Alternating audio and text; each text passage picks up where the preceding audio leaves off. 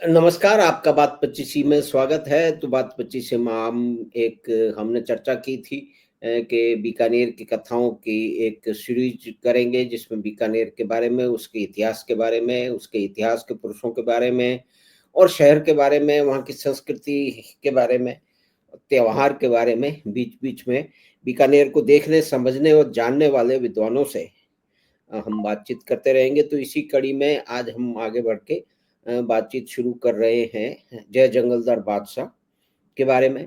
और उसके लिए हमें पूरी चीज़ को समझाने के लिए हमारे साथ हैं जाने-माने लेखक, चिंतक, पत्रकार और पेंटर श्री अ, अशोक आत्रे साहब। भाई साहब प्रणाम, आपका स्वागत है बात 25 में। जी नमस्कार, आपको बात 25 के लिए शुभकामनाएं। तो सर भाई साहब, ये जय जंगलदार बादशाह, तो ये हम तो जी बहुत जगह हमने लिखा हुआ बीकानेर के स्मारकों और उसमें किले में, और जो सामने जो एक मूर्ति है, सफेद रंग की जो मूर्ति है, उसका नाम नहीं ध्यान आ रहा मुझे। उसमें भी देखा जय जंगलदार बादशाह। जी तो ये इसके बारे में समझाएं, ये किन को पदवी मिली, किस लिए मिली और किस लिए उनका स्मरण किया जाता है। आपका जी स्वागत है भाई साहब बात 25। नमस्कार, अभिवादन सभी मित्रों को, दोस्तों को और विशेष रूप से हमारे दर्शकों को नमस्कार। जैसा कि बात 25 अब दिन प्रतिदिन निखर रहा है और एक नए तरह से नई चीजों से हम जुड़ रहे हैं लगातार। न केवल इतिहास बल्कि संस्कृति, कला, साहित्य और राजनीति, सभी स्तरों पर, सभी जीवन मूल्यों से जुड़ करके हम अपनी बातें कर रहे हैं। तो इसके लिए पुनः अभिवादन करते हुए मैं बीकानेर अध्याय को नए सिरे से शुरू करता हूँ। और जैसा कि अभी मुझे मेरे मित्र माधव सिंह जी ने, जो कि बात 25 के प्रभारी और स्थापक हैं, उन्होंने मुझसे कहा कि जो जय जंगलदार बादशाह है, ये इसका क्या संदर्भ है, ये उपाधि किसको मिली, कब मिली और क्यों मिली। तो ये बहुत महत्वपूर्ण बात है कि हम बीकानेर की बात करें और उसके लिए उसके साथ जय जंगलदार बादशाह को जोड़ दें। तो क्या ये मान के हम चले कि बीकानेर एक जंगल प्रदेश है या रहा है कभी, और पहले इसे वस्तुतः जांगलू प्रदेशी, जंगल प्रदेशी मानते, जांगलू ही मानते थे। जब बीकानेर की स्थापना नहीं हुई थी, Bikaner is a newly and सबसे अधिक नई रियासतों में बीकानेर का इमरजेंस हुआ। और बीकानेर का इमरजेंस राजपूतों के, राठौड़ों के वंश की एक कनेक्टिविटी के साथ में, जब राठौड़ों का एक section of the Rathore separated from Jodhpur, Jodha, राजा जोधा के बाद जो उनके बेटे थे बीका जी, तो जोधा जी उनके उनसे अलग हो गए।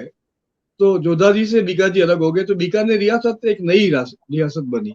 उस समय पूरी तरह से पश्चिमी राजस्थान का यह क्षेत्र, जो कि मुल्तान से, ईरान से और बाकी पश्चिमी पाकिस्तान की उन सीमाओं, जो पाकिस्तान अभी इमर्ज हुआ है, उससे जुड़ा हुआ था। उसमें पूरी तरह से ये जंगल प्रदेश था, जंगल एक एरिया, पूरा जंगल का एरिया था, इसीलिए इसको जांगलू प्रदेश ही कहते थे। और यहाँ किसी प्रकार का वेजिटेशन नहीं था, किसी प्रकार की कल्चरल डेवलपमेंट नहीं था, कोई स्टेट, कोई तरह से कनेक्टिविटी नहीं थी। और लगभग ये पूरे इलाके में नूरा नाम के जाटों का, नूर के जाटों का एक तरह का क्षेत्र था। वो भी एग्रीकल्चर में बहुत अधिक एक्सपर्ट नहीं थे। उन सभी लोगों को बीका जी ने आकर के, जब वो सेपरेट हुए जोधपुर से और बीकानेर जब उन्होंने बसाया, और बीका जी ने स्थापना 1545 के आसपास की, लगभग ऐसा ही बताया जाता है कि बीका जी ने बीकानेर की स्थापना की। उस समय जब ये बसाया गया, उस समय पूरा जंगल का प्रदेश था। किंतु एडमिनिस्ट्रेटिव कैपेसिटी से, एक विचारधारा, नई विचारधारा से, एक पराक्रम से, एक शक्तिशाली राजा के रूप में और एक इंडिपेंडेंट स्टेट के लिए भी सभी सभी चुनौतियों का सामना करते हुए बीकानेर का ये विकास हुआ।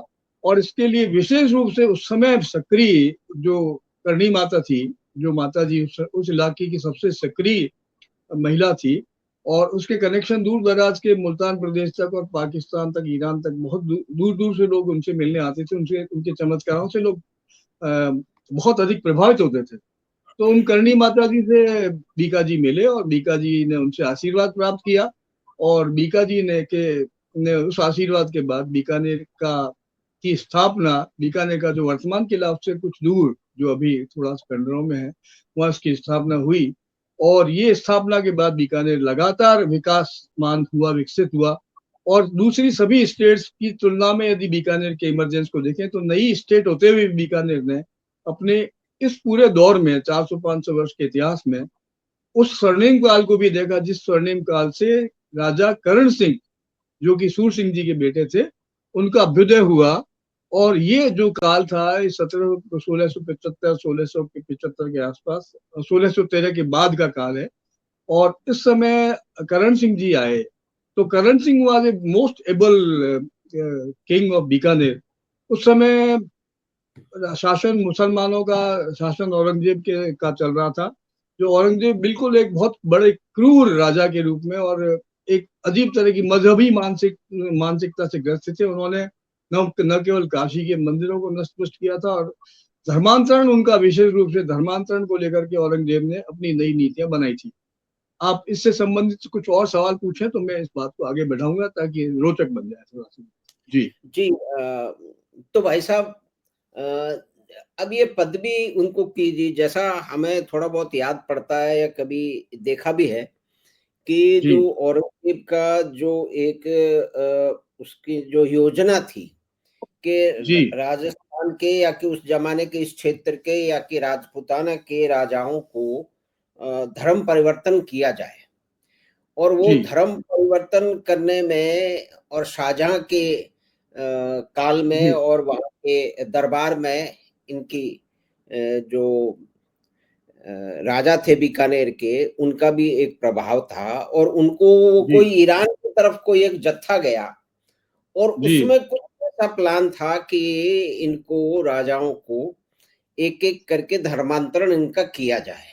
तो उसका एग्जैक्टली। बीकानेर के महाराज ने उस समय के जो करण सिंह जी थे, उन्होंने किस तरह से मतलब बहादुरी दिखाई और किस तरह से मानते हैं कि एक बहुत ही महत्वपूर्ण घटना एक कालखंड की है कि उसमें धर्मांतरण को रोका गया और उसके बारे में बहुत अधिक जानकारी हमको देखने, सुनने, पढ़ने को मिलती नहीं है।